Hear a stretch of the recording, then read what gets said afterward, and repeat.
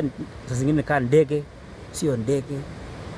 Sasa leo sasa tukasikia kitu kingine kimekatika hapa nyuma pande. Sasa hii ni maalum muona sasa hii ni kama phase 1. Sasa kuna mahali pengine imekatika kutoka huko juu mpaka pale chini. Sasa tukajiuliza sasa nini? Sasa unajua ni mambo ya giza. Sasa utatoka usiku mpaka saa 6 ambapo tuliweza kusikia ngurumo kama ya radi kutoka sehemu ambayo hiyo mlipuko iliweza kulipuka. Nyumba ikasomba nyumba pamoja na nyumba mbili, ambapo huyu mama ni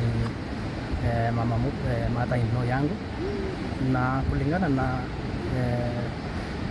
samani hii incident ilikuwa imefanyika 1961 na imefanyika sasa. Tunaweza sema this is the giant catastrophe imefanyika huko.